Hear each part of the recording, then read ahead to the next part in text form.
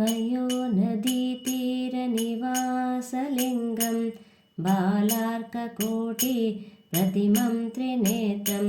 पद्मासनेनार्चितदिव्यलिङ्गं वन्दामहे मार्गसहायलिङ्गं वन्दामहे मार्गसहायलिङ्गम्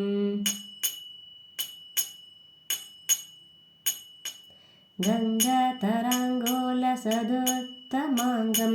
गजेन्द्रचर्माम्बरभूषिताङ्गं गौरीमुखाम्भोजविलोलभृङ्गं वन्दामहे मार्गसहायलिङ्गं वन्दामहे मार्गसहायलिङ्गम् सुकङ्कणीभूतमहाभुजङ्गं संज्ञानसम्पूर्णनिजान्तरङ्गं सूर्येन्दुबिम्बानलभूषिताङ्गं वन्दामहे मार्गसहायलिङ्गं वन्दामहे मार्गसहायलिङ्गम् भक्तप्रियं भावविलोलभृङ्गं भक्तानुकूलमलभूषिताङ्गं भावैकलोक्यान्तरमादिलिङ्गं वन्दामहे मार्गसहायलिङ्गं वन्दामहे मार्गसहायलिङ्गम्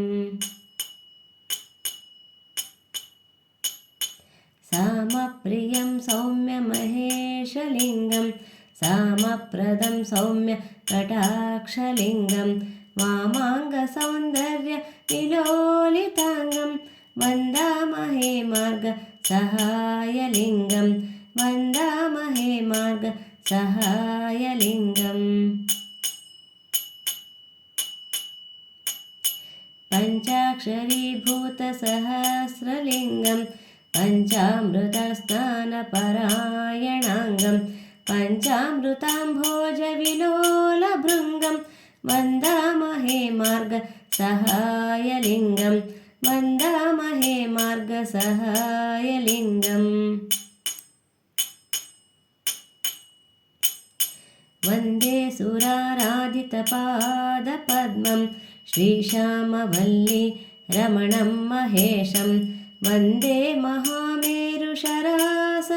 शिवं वन्दे सदा मार्गसहायलिङ्गं